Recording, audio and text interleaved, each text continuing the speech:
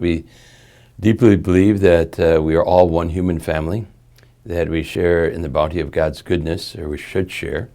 And therefore, because the availability of food is there, it's the question of having the determination to really feed our brothers and sisters, to overcome the suffering that we feel is really not justified because of the fact that of the bounty of food.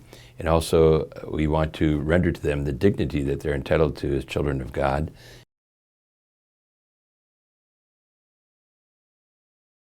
It would mean, I think, that we've responded to God's call, that we've been able to really see within the hearts and eyes of our sisters and brothers in the human family authentic relationship, and that we will have responded to what God is really asking us to do, and that hopefully we'll be able to see through His eyes and not our own eyes, that we'll really have made faith come alive and really responsive to our relationship with God. So it'd be a great day, happy day.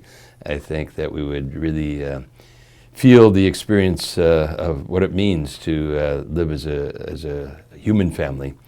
Being from Iowa, I'm particularly aware of how much food there is and how possible it really is to address those causes. So your heart really goes out to the people, and especially the young people who retain a very positive spirit, upbeat spirit, in spite of their hunger. But it could be addressed with attention to it. I think not only producing food in our country, but enabling them, even more importantly, to produce food, to render the dignity and utilize the availability of resources that are right there, but that need somehow to be supported through our efforts and our help and our investment.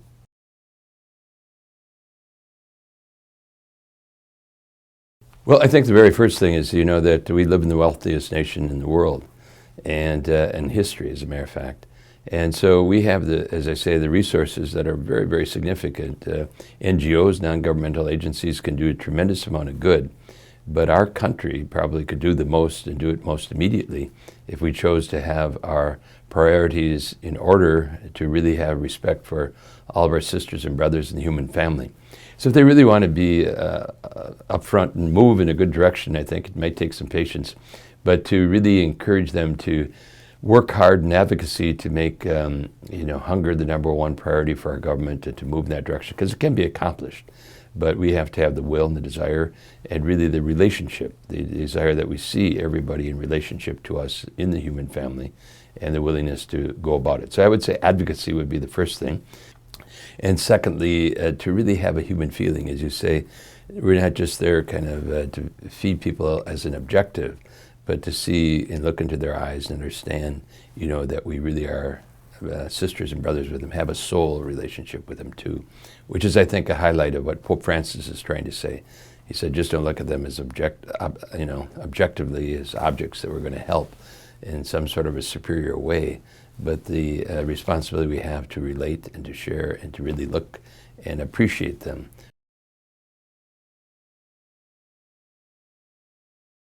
There's groups that are being organized to make hunger and poverty a very high priority, if not priority one, with the politicians who are running for office.